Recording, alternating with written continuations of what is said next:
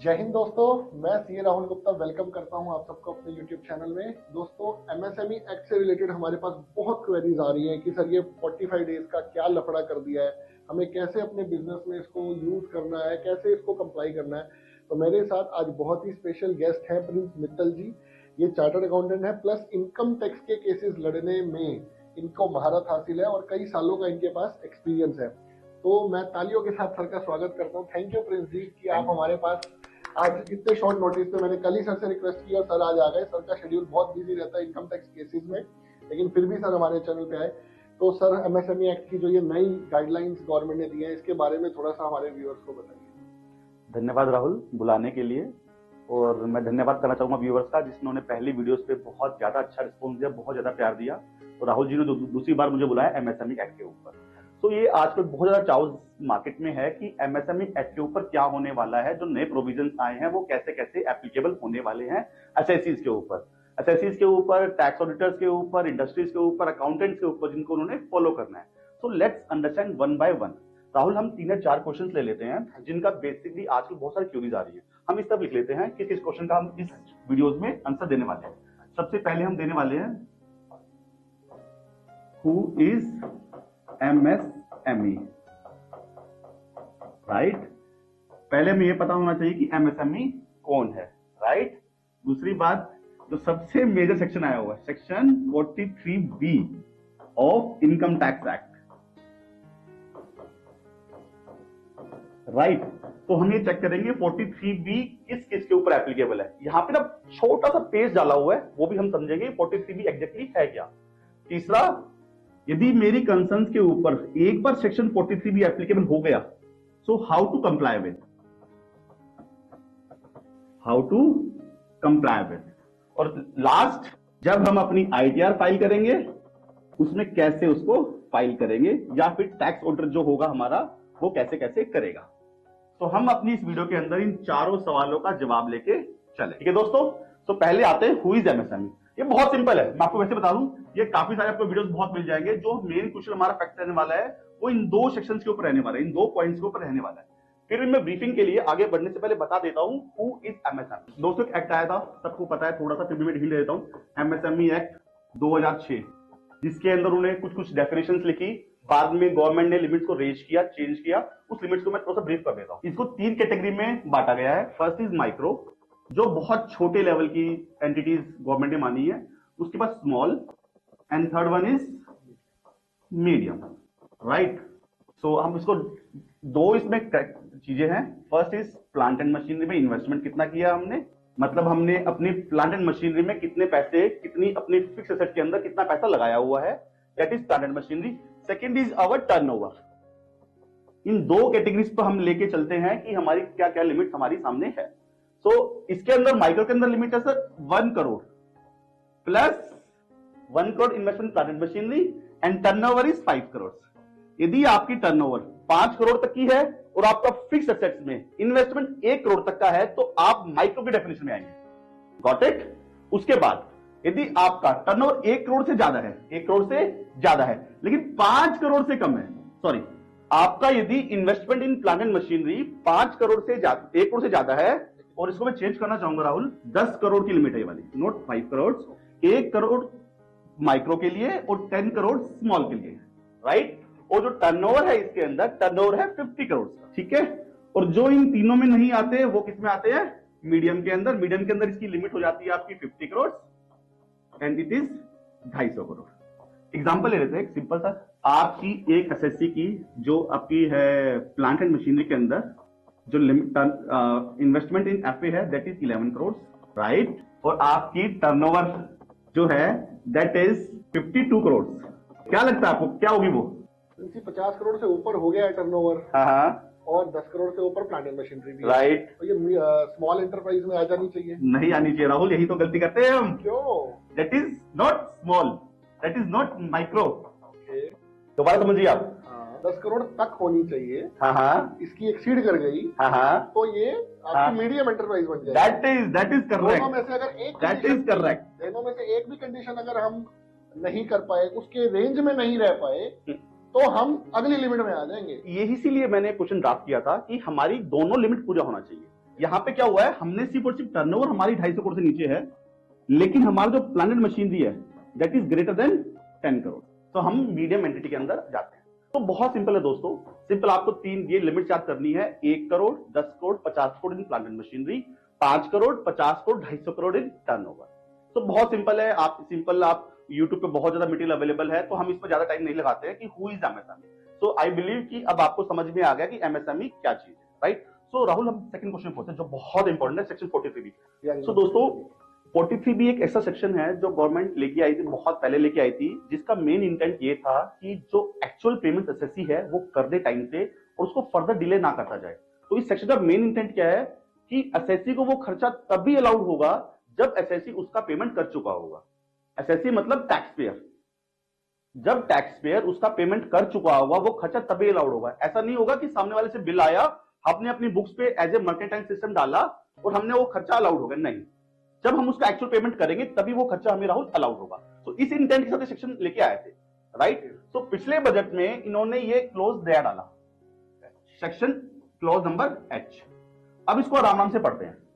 Any sum payable by the SSC, mark this word SSC, यानी कि हम हो गए, आप में कौन कौन हो गए?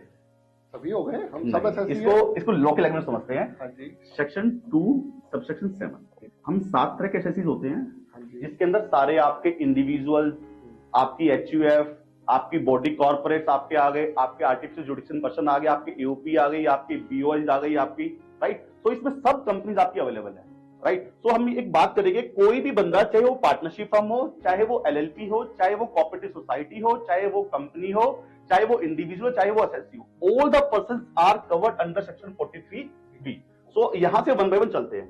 To micro and small enterprises. तो अब दोस्तों यहां पे पेज है, हर बंदा जो small, medium and micro enterprises में कवर्ड है वो सारे यहां पे कवर्ड नहीं है। हमने 3 पढ़े थे Rahul ji, micro, small and medium. तो यहाँ पे किसको बाहर कर दिया गया? मीडियम को बाहर कर दिया गया है, right. Oh, that's good point. Medium is not cover over here. इसका मतलब इस सेक्शन में जो नया सेक्शन आया है उसके अंदर मीडियम एंटरप्राइजेस कवर नहीं है। इसका मतलब क्या है, जिस एसएससी का टर्नओवर 50 करोड़ से ज्यादा है और या प्लस में जिसका प्लांट एंड मशीन में इन्वेस्टमेंट 10 करोड़ से ज्यादा है, वो एसएससी यहाँ पे एप्लीकेबल बिल्कुल बाहर हो जाते हैं यहाँ से, राइट। उसके बाद हम जाते हैं जो एसएससी माइक्रो भी है और स्मॉल भी है, beyond the time limit specified in section 15। अब इसको छोड़ो, आप इसको हम डिटेल में करेंगे, व्हाट इज सेक्शन 15 और ये सब चीजें क्या है, ठीक है दोस्तों। सो अब हमारा एग्जांपल क्या है, एबीसी इंडिया प्राइवेट लिमिटेड ने गुड्स परचेज किया मिस्टर बी से, राइट। सो अब हमें मिस्टर बी को पेमेंट करना है, राइट। हमें मिस्टर बी को पेमेंट करना है। इस सेक्शन से पहले कोई टेंशन थी नहीं हमारे को, हम इसको 10 दिन बाद पेमेंट कर रहे हैं, 20 दिन के बाद पेमेंट कर रहे हैं, 1 महीने के बाद पेमेंट कर रहे हैं, 2 महीने के बाद पेमेंट कर रहे हैं, कोई टेंशन थी नहीं हमारे को, राइट। ऑल्दो एमएसएमई एक्ट था राहुल, बहुत पहले से है, बट प्रैक्टिकली उसको फॉलो नहीं कर रहा है, राइट। प्रिंस जी 180 दिन के अंदर तो फिर भी करते थे, क्योंकि अरे वो जीएसटी, अरे बाबा वो जीएसटी एक्ट है ना, लोग उसमें भी पेमेंट नहीं करते हैं, वो भी जीएसटी का इनपुट का रिवर्सल कर देते हैं और उसके बाद उसको इन्वेस्ट कर रिक्रेडिट ले लेते हैं, राइट। तो मेन पॉइंट क्या है, ये पेमेंट अब एसएससी इज बाउंड टू पे under section 43B। SSC bound हो गया 43B के हिसाब से इस मिस्टर बी को पेमेंट करने के लिए, और किसने टाइम में, वो कौन बताता है, सेक्शन 15 ऑफ एमएसएमई एक्ट। बहुत कंफ्यूजन है, वेट मैं इसको थोड़ा सा और समझाते हैं। एक बंदा है जिसने अपने नॉर्मल गुड्स सर्विसेज, कुछ भी गुड्स में सर्विसेज भी कवर्ड होगा, गुड्स और सर्विसेज बोथ, राइट। हमने गुड्स और सर्विसेज परचेज किए अपने वेंडर से, अब मुझे उस वेंडर को पेमेंट करना है, राइट। उस पेमेंट के लिए टाइम लिमिट क्या होगी, that is mandate mister ABC India private limited is time bound to pay mister B due to section 43B। कितने टाइम में, वो कंडीशंस बताइए सेक्शन 15 में। अब दोस्तों आगे बढ़ने से पहले सेक्शन 15 का बहुत बड़ा मेजर रोल है जो हमें समझना पड़ेगा, राइट। यहाँ पे एक पॉइंट और क्लियर कर दूं, ये वेंडर का चेक किया जाएगा स्टेटस कि ये एक माइक्रो या स्मॉल एंटरप्राइज है या नहीं है। इसका स्टेटस कुछ भी हो, कोई लेना देना नहीं है, इसका स्टेटस एमएसएमई है, माइक्रो है, क्या है। करेक्ट राहुल, करेक्ट, ठीक है जी। आइए जी, ये दोस्तों सेक्शन 15 है एमएसएमई एक्ट का, थोड़ा सा ड्राफ्टेड है, हम पहले बेसिक रीडिंग ले लेते हैं। Where the supplier supplies any goods and render any services, मतलब इसके अंदर गुड्स भी कवर्ड है प्लस सर्विस भी कवर्ड है, प्रैक्टिकली दोनों चीजें कवर हो गई है इसके अंदर ना। To any buyer, the buyer shall make the payment on और before the date agreed upon, no concept of 45 days. तो सबसे पहला अपना कंफ्यूजन यहीं से हटाइए, यदि आपका एग्रीड डेज 30 डेज हैं तो आपको पेमेंट कब तक करनी है राहुल? 30 डेज में करनी है। यदि आपका एग्रीमेंट टाइम 7 डेज का तो पेमेंट कब तक करनी है? 7 डेज। यदि आपका एग्रीमेंट डेज 10 डेज का तो दिन में पेमेंट करनी है 10 डेज। सो 45 डेज का कोई कॉन्सेप्ट नहीं है। और यदि कोई एग्रीमेंट नहीं है, वेयर देयर इज, तो कितने दिन होगा? बिल्कुल क्लियर लिखा हुआ है, बिफोर द अपॉइंटमेंट डेट। मैं आपको बता दूं अपॉइंटमेंट डेट की डेफिनेशन दी हुई है विद इन 15 डेज। यदि आपके साथ मेरा कोई एग्रीमेंट, एग्जांपल लेते राहुल, मैं आपके पास आया और मैं बोला जी मुझे आपसे अपना आईटीआर फाइल कराना है, आपने बोला जी प्रिंस मैं आपसे 10,000 रुपीज चार्ज करूंगा और there is no agreement between us, और मैं गया, मैंने पढ़ा है सेक्शन 43B और मैं बोला नहीं राहुल मैं तो आपको 45 डेज के बाद पेमेंट करूंगा, right? So it is worth it? No, agreement अगर नहीं है तो 15 डेज में हमें पेमेंट करना है। अब राहुल ये क्या पंगा गया है कि हम 45 डेज हम सब जगह 45 डेज, तो समझिए वो है क्या बेसिकली, वो ये बात कर रहा है कि मैं इस लॉ को डिफीट करने के लिए कोई ऐसा एग्रीमेंट ना बनाऊं कि मैं, लेट्स एग्जांपल लेते हैं मिस्टर ए एंड बी,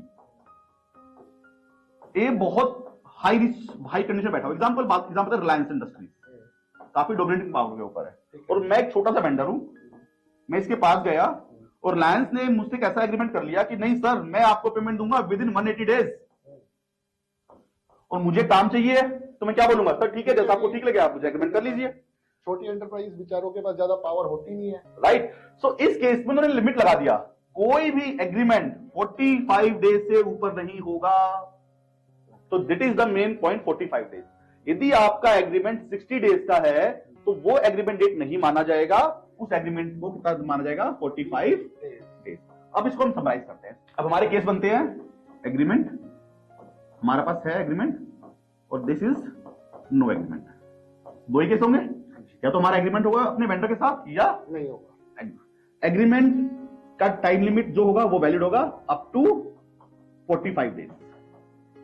जो मेरा एग्रीमेंट है टाइम का, उस एग्रीमेंट के टाइम में मुझे पेमेंट करना है, लेकिन वो टाइम 45 डेज से ऊपर का नहीं होना चाहिए। और कोई एग्रीमेंट नहीं है तो 15 डेज। अगेन एग्जांपल लेते हैं, मिस्टर ए, वही हमने एबीसी लिमिटेड और ये मिस्टर बी, ये मान के चलते हैं मिस्टर बी क्या है? माइक्रो एंटरप्राइजेस, माइक्रो और स्मॉल एंटरप्राइजेस। यस, मीडियम नहीं होना चाहिए। मीडियम हम काट देते हैं, मीडियम नहीं है, माइक्रो है या स्मॉल है। तो मेरे एबीसी लिमिटेड को इसको पेमेंट कब तक करनी है? एग्रीमेंट है तो अप टू 45 डेज और agreement period whichever is less. Second, no agreement 15 days, right? Ideally this the concept, ये पेमेंट है, राइट? अब आते हैं सेक्शन 43B के ऊपर। अब हमने समझ लिया व्हाट इज एमएसएमई, हमने समझ लिया व्हाट इज 43B, हमने समझ लिया what is the definition, what is the section 15 of MSME act. अब इसकी प्रैक्टिकल एप्लीकेबिलिटी समझते रहो, ठीक है? अब हम आते हैं, ये हमने एग्जांपल लेता हूं एबीसी लिमिटेड का, एबीसी प्राइवेट लिमिटेड, उसी को कैलकुलेट करते हैं और ए बी, ठीक है जी। और ये मिस्टर बी है, जो हम किस में कवर है? माइक्रो है और स्मॉल। आपको पहली बात एमएसएमई नहीं बोलना है, अब ये बोलना भाई तो माइक्रो और स्मॉल है या मीडियम है, ये चीजें नोट करनी है आपको, ठीक है? अब इसमें पहला क्वेश्चन आएगा हमारे साथ, करते हैं हम, कि हमने वही गुड्स परचेज किए, किससे परचेज किए दोस्तों? मिस्टर बी से हमने इससे गुड्स परचेज किए, ठीक है? लेट्स एग्जांपल है, हमने 1 लाख के गुड्स से परचेज कर दिया। डेट हम पकड़ लेते हैं, लेट्स से 1 जुलाई 2023, जो हमारा पिछला साल चला गया, उसका हमने गुड्स परचेज किए, राइट? और इसकी हमने पेमेंट कर दी, हमारा एग्रीमेंट था, बिलीव कर लेते हैं, ऑफ 30 डेज, क्योंकि मैं 45 डेज को एग्रीमेंट कर नहीं सकता, लिख करता हूं तो 45 डेज द लास्ट डेट, ये मैं बता चुका हूं आपको। अब हमारा एग्रीमेंट है विद इन 30 डेज, तो हमें 1 जुलाई से लेट्स से हम 30 दिन काउंट करते हैं, तो मैं 31 जुलाई तक पेमेंट करनी है मिस्टर बी को। राहुल, अब आपके लिए सवाल है। हाँ जी। यदि हम इसकी पेमेंट, ये सबसे बड़ा सवाल है जिसमें मैक्सिमम कंफ्यूजन इस साल आया हुआ है। यदि पेमेंट मैं उसको 1 अगस्त को करता हूं, क्या मेरा खर्चा डिसलाउड होगा? आप बोलोगे हाँ, डिसलाउड होगा। कंफ्यूजन आपका ओपिनियन नहीं है, जो मार्केट का ओपिनियन, मार्केट का ओपिनियन आ रहा है, क्योंकि मेरे पास भी मल्टीपल क्वेरीज आ रही है, तो वहां पे आंसर आता है नॉर्मली हाँ, मतलब खर्चा आपको नहीं मिलेगा, नहीं मिलेगा। यस, गलत, खर्चा आपको मिलेगा।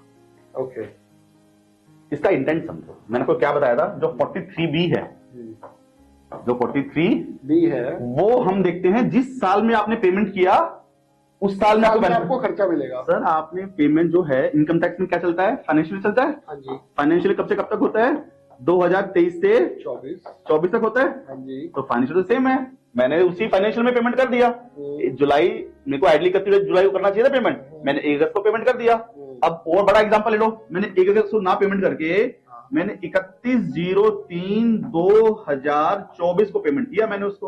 ओके, अब आप 45 डेज से तो बहुत ज्यादा एक्सीड कर गए। मतलब हम तो 7, 8, 9 महीने एक्सीड कर चुके हैं। बिल्कुल, तब भी मेरा खर्चा इस साल में मिल जाएगा। लेकिन द मोमेंट इट क्रॉसेस 1 अप्रैल 2024, वहां पे बवाल हो जाएगा। Correct.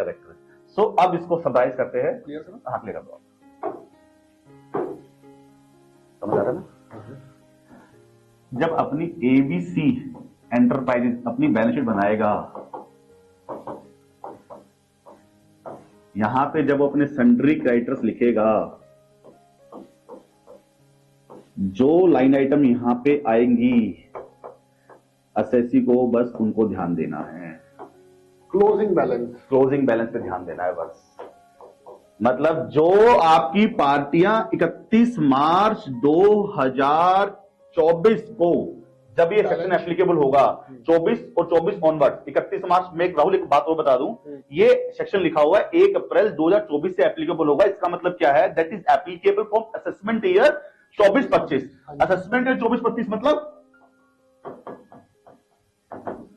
Previous year 2023-24, previous equal to financial year, financial मतलब 2023-24 में जो फाइनेंशियल चला गया उस पे सेक्शन एप्लीकेबल होगा। ये एक्चुअली कंफ्यूजन इस वजह से आई है क्योंकि बजट में जब आई स्पीच तो उसमें आया this will be applicable from assessment year 24-25।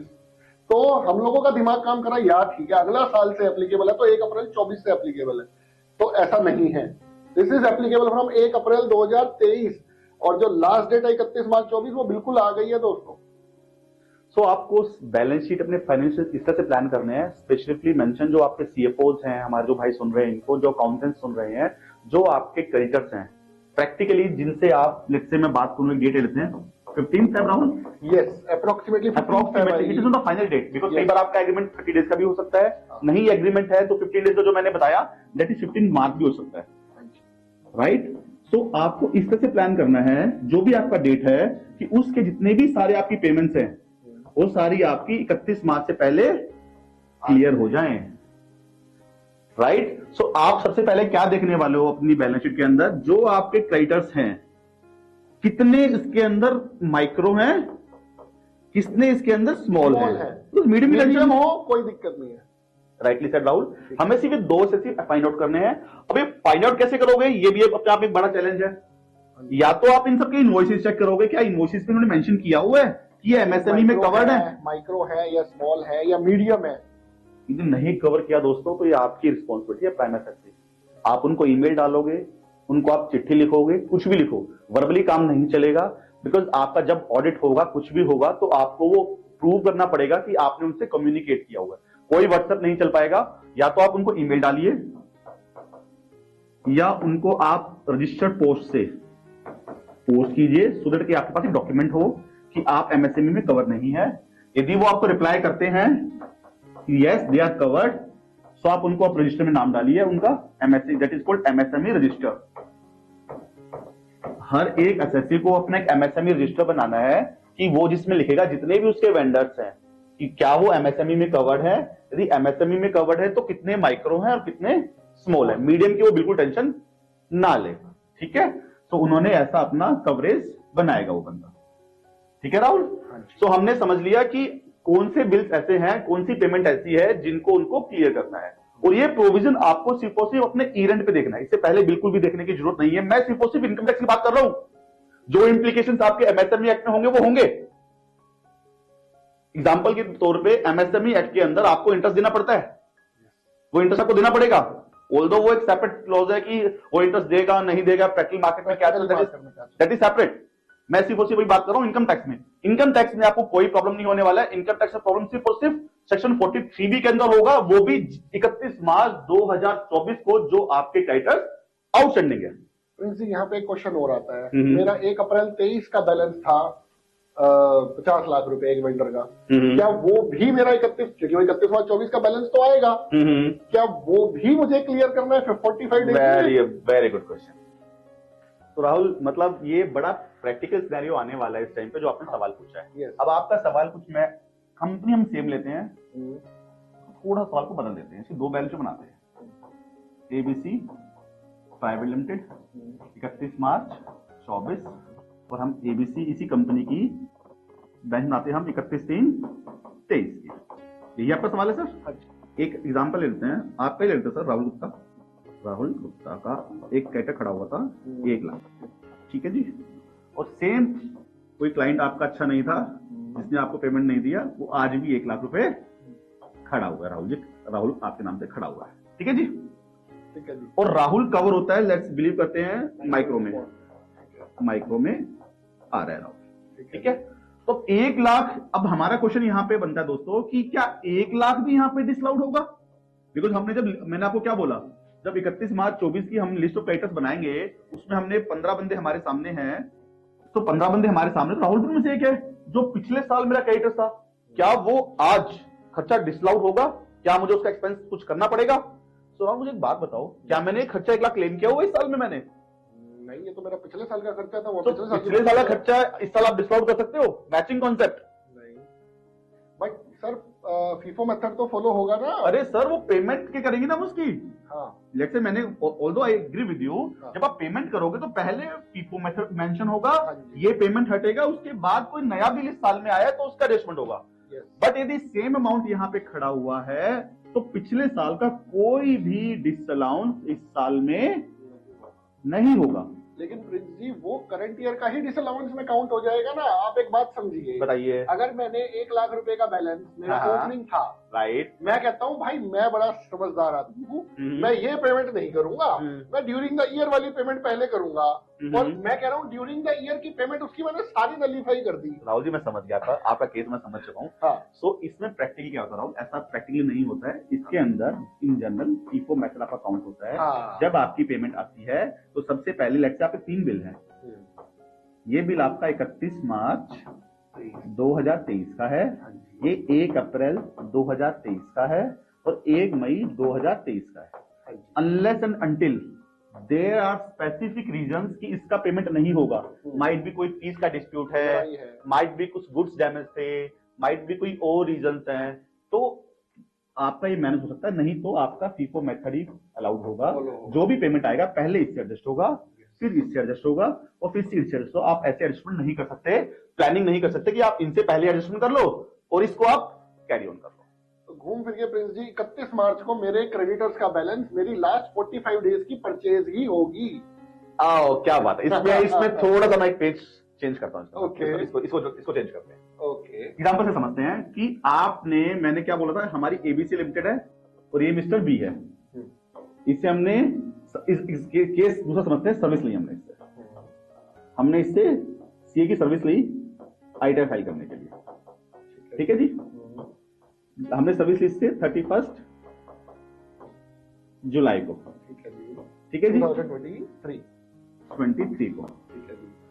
तो सब वो चेंज करते थे एग्जांपल। ओके, इसको हमने सर्विस ली से 15 फेब 2024 को। ठीक है जी। और आप भी बड़ा समझदार था, बिकॉज बी राहुल सीए था वो, इसने बोला जी हम इसको 30 डेज बाद बिल सबमिट करेंगे। ओके, इसने बिल जीएसटी में लाउड है राहुल, बिल्कुल ठीक विद इन है। 30 डेज आप बिल की पेमेंट कर सकते हो, आप बिल रेज कर सकते हो। हमने बिल रेज किया 14 मार्च 2024 को, और हमारा एग्रीमेंट है 30 डेज 60 डेज का, 45 डेज ही मान लीजिए, चलो 45 डेज लेते हैं। हाँ जी, हाँ जी। हमारा एग्रीमेंट है 45 डेज का। सो आपके हिसाब से जो ये तो प्लानिंग हो गई, प्लानिंग हो गई ना, प्लानिंग हो गई। तो प्लानिंग क्या हो गई है हमारी ड्यू क्या पेमेंट कब आ रही है हमारी, नेक्स्ट ईयर में आ रही है, नेक्स्ट ईयर में आ जाएगी, फाइनेंशियल ईयर 24-25 में आ रही है। हाँ जी, गवर्नमेंट ने इस प्लानिंग को बंद किया हुआ है। ओके, ये प्लानिंग नहीं चल पाएगी। ओके, क्यों नहीं चल पाएगी? एमएसएमई एक्ट में चलते हैं। सेक्शन 2B एक डेफिनेशन दी हुई है। डेफिनेशन में लिखा हुआ है कि कब से 45 डेज, कब से 15 डेज, कब से एग्रीमेंट टाइम माना जाएगा। वो टाइम माना जाएगा actual delivery of goods and services. तो राहुल आपकी प्लानिंग यहाँ पे नल एंड वेरीफाई हो जाती है, वॉइड हो जाती है। ओके। तो यानी कि प्रिंस जी एक बात बताइए, अगर आपने एक्चुअल डिलीवरी ही पकड़ ली तो वो तो ई वे बिल वाली डेट ही हो गई ना, आप उसको कुछ मर्जी कर लो, ठीक है जी। सर्विस के केस में पंगा पड़ता है 30-45 डेज का, कि मेरे पास सर्विस के अंदर ऑप्शन है, मैंने जो आज सर्विस दी उसका 30 डेज के अंदर इनवॉइस रेज कर सकता हूँ, राइट। लेकिन जो एक्चुअल डिलीवरी ऑफ सर्विस है, अब आईटीआर की डेट ही डिलीवरी की डेट हो गई ना भैया, इनवॉइस बाद में क्या रेज करोगे। सो ये बड़ा क्रूशियल पॉइंट है। आपको सर्विस के केस में practically date of invoice, date of invoice नहीं देखना है, एक्चुअल डिलीवरी ऑफ सर्विस। तो दोस्तों डिलीवरी ऑफ सर्विस देखना है। आपको क्या करना पड़ेगा, जिस दिन डिलीवरी ऑफ सर्विस होगी उसी दिन इनवॉइस काटना होगा, नहीं तो कटवाना होगा सामने वाले वेंडर से। हाँ जी, सामने वाले वेंडर से कटवाना होगा, नहीं तो क्या होगा, आप यही निकालते रहोगे कब 30 डेज हुए, कब 45 डेज हुए। So this is all about, हमने पढ़ लिया हु इज एमएसएमई, कौन कौन सी एंटिटीज एमएसएमई में कवर है। हमने समझा 43B सेक्शन क्या है। 43B सेक्शन समझते हुए हमने समझा कि सेक्शन 15 में कैसे कैसे टाइम लिमिट दिया हुआ है, और राहुल जी ने 2-3 सवाल हमसे पूछे हैं कि कैसे कैसे उनका प्रोविजन बनेगा, राइट। और जो ये प्लानिंग थी राहुल जी, ये भी नल एंड वॉइड प्लानिंग हो चुकी है। लास्ट में बस 2 मिनट और हम सबमिट करते हैं कि टैक्स ऑडिटर आईटीआर फाइल करते हुए किस तरह से अपनी वर्किंग बना के चले, ठीक है। सो एट द एंड मैंने बीच में थोड़ा सा समराइज किया भी था, हमें हर एंटिटी को अपना एक एमएसएमई रजिस्टर बनाना है, जिसके अंदर वो अपने जो भी वेंडर्स होंगे उनसे ईदर बाय रजिस्टर्ड पोस्ट और बाय ईमेल और बाय एनी ऑथेंटिक मोड वो उनसे पूछेगा कि आप माइक्रो हो, स्मॉल हो और मीडियम हो। आपको तीनों पूछने पड़ेंगे, बिकॉज ये एमएसएमई एक्ट की रिक्वायरमेंट है, ठीक है। लेकिन आपको ये 2 ही एंटिटी ऐसी हैं जिनका डिसअलाउंस 43B में होगा। जो टैक्स ऑडिट आपके जो भी आपके टैक्स ऑडिटर्स रहेंगे, टैक्स ऑडिटर मैं बिलीव करता हूं आपको पता होगा, फिर भी मैं यहां पे बता देता हूं। जो एसएससी जिनका टर्नओवर 1 करोड़ से ऊपर है सेल्स, और यदि वो प्रोफेशनल है तो उनका 50 लाख से ज्यादा की ग्रॉस एसेट्स है, वो इनकम टैक्स का सेक्शन है 44AB, जिसमें वो कवर होते हैं, उनको टैक्स ऑडिट कराना पड़ता है, राइट। सो उनके लिए टैक्स ऑडिटर अपॉइंट होता है। वो टैक्स ऑडिटर आपसे एमएसएमई रजिस्टर आस्क फॉर करेगा, और इसके बाद आपको ये डॉक्यूमेंट्स को सबमिट करने पड़ेंगे। इसके बेसिस के ऊपर वो डिसअलाउंस आपका पास करेगा। मैं बिलीव करता हूं कि आपको ये समझ में आ गया होगा कि एमएसएमई कौन है, कैसे कैसे 43B की रिक्वायरमेंट आपको आएगी। Over to Rahul. बहुत बहुत धन्यवाद करता हूं प्रिंस जी का। और दोस्तों इसको डरना नहीं है इस सेक्शन से, इस सेक्शन को पॉजिटिव मोड में लेके चलो। अगर आपकी पेमेंट 45 डेज में आ रही है तो आप भी तो आगे 45 डेज में पेमेंट कर सकते हो ना। देखिए हमारा जो इंडिया है वो मैक्सिमम माइक्रो और स्मॉल ही है, मीडियम भी है, लेकिन माइक्रो और स्मॉल में बहुत ज्यादा यूनिट फॉल करती है, तो गवर्नमेंट ने उन्हीं के लिए स्पेशल ये क्लॉज निकाला है। तो इस वीडियो के साथ आई होप सो आपको ये क्लियर हो गया होगा कि मीडियम एंटरप्राइजेस कवर्ड नहीं है 43B में, राइट। तो अब आप एक नई एनर्जी के साथ इस रूल को फॉलो करेंगे। ऐसी सोच के साथ मैं इस वीडियो को यहीं पे पूर्ण विराम देता हूं। आप ऐसे ही चैनल के साथ जुड़े रहिए दोस्तों, और नई नई चीजें हम आपके लिए लाते रहेंगे। जय हिंद। जय हिंद दोस्तों। Learn something from everyone you meet in your life. whether they are your juniors or seniors, because nobody knows everything, but everybody knows something. And education and hospitalization should never be commercialized. Jai Hind.